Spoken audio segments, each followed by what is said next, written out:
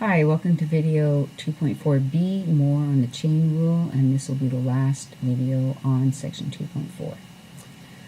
Okay, so we're just continuing on with the chain rule here.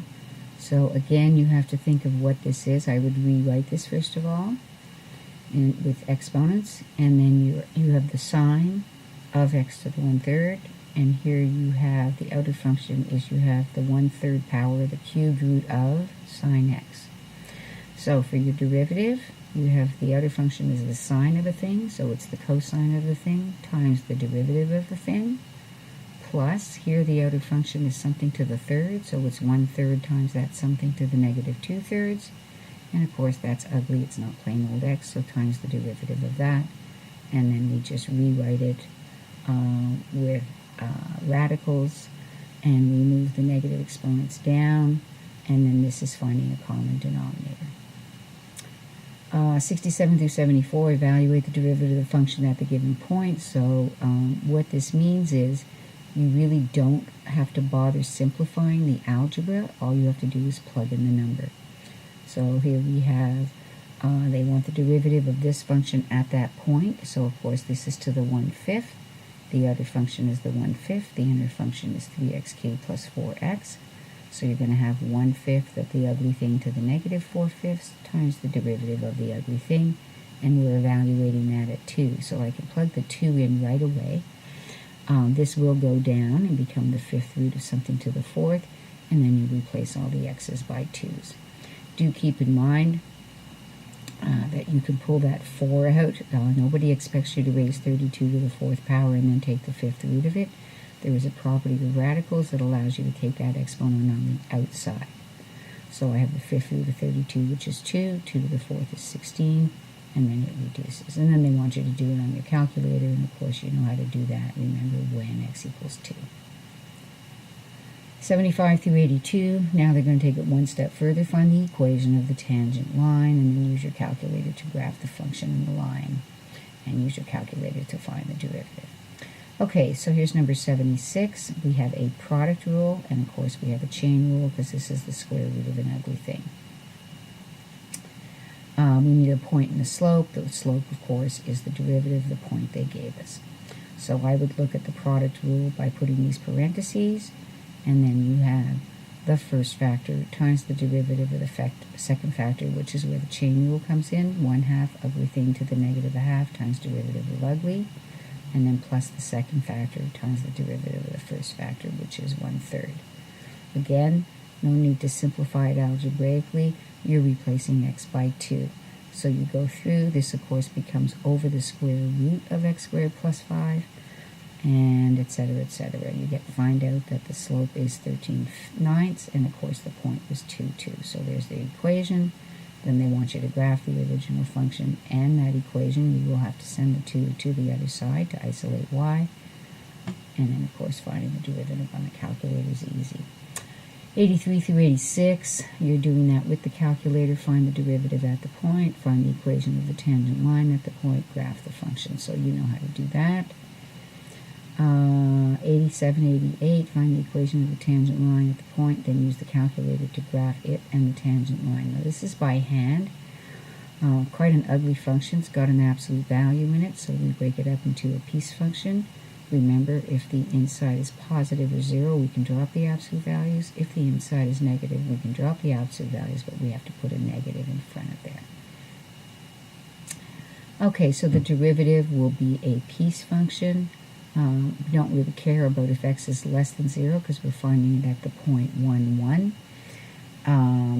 And the derivative of that top function is, I'm going to do it for the first time. Every quotient rule can be rewritten as a product rule, so I'm going to do that this time. Instead of doing the quotient, I'm going to change this to times 2 minus x squared to the negative 1/2, just so that you can see this.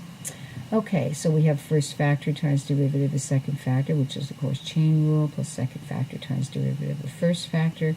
Remember, you're evaluating it at 1, so you really don't need to simplify very much. So replace all the x's by 1. Your slope is 2, and therefore your line is y minus 1 equals 2 times x minus 1. 97 to 100, evaluate by hand the second derivative of the function at the given point. So here they have the tan of 2t. So this is ugly, so the outer function is the tan, the inner function is 2t. So your derivative is, the derivative of tan is secant squared of ugly thing times the derivative of the ugly thing, which really means it's this.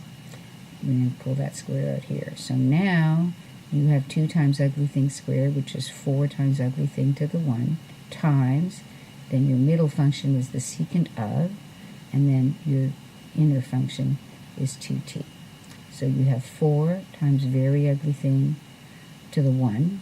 The derivative of secant of a thing is secant thing tan thing, and the derivative of the thing is 2. So if I just pretty it up a little bit, I simplify that, I now plug in the pi over 6, and I will end up with 32 root 3.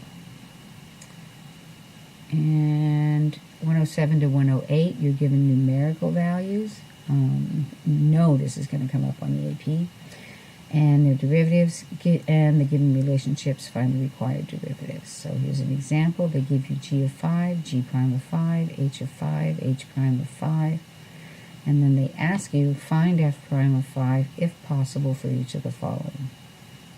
Okay, so for number A, 108, number 108A, they give you f of x equals g of x times h of x. So you've got a product rule. So you do your product rule, then you replace the x's by 5, and then you look up, do I have g of 5? Yes, I do. Do I have h prime of 5? Yes. Do I have h of 5? Yes. Do I have g prime of 5? Yes. Plug it in. There's your answer. Okay? Whereas, then they do g of h of x. So remember, by the chain rule, and you really need to know the theory of the chain rule, it's the derivative of the outer function evaluated at the inner function times the derivative of the inner function. So now we replace the x's by 5. They did give me h prime of 5. That's right here. It's negative 2. They did give me h of 5. That's right here. It's 3. But the problem is they did not give us g prime of 3. So we cannot determine this. We would need the value of g prime of 3. Numbers 109 through 110, they give you the graphs of f and g. This is the graph for the number 110. H of x is f of g of x, whereas s of x is g of f of x. Find each derivative if it exists. If it doesn't, explain why. So the first thing they're asking for is h prime of 3. So we'll do the first part, which is f of g of x. So if h of x is f of g of x, h prime of x, chain rule, is f prime of g of x times g prime of x. Replace all the x's by 3, and now it's a question of going up to the graph and finding these values. Now g of 3, g is the grade graph, so if you go over to 3, you'll find out that g of 3 is 5. G prime of 3 is the slope of g of x at 3. So it's the slope of this little segment. You can see that you go up 2 and right 2, which means your slope is 1. Or you can find 2 points. And g of 3 is 5, so your f prime of 5 is, and now we have f prime of 5, sorry. So f prime of 5, here's the graph of f, so we're talking of the slope of this, which is right 1, 2, up 1, 2, and right 1, 2, 3, 4, so that's 1/2. So we end up with 1/2 times 1. And that's the end of video 2.4b.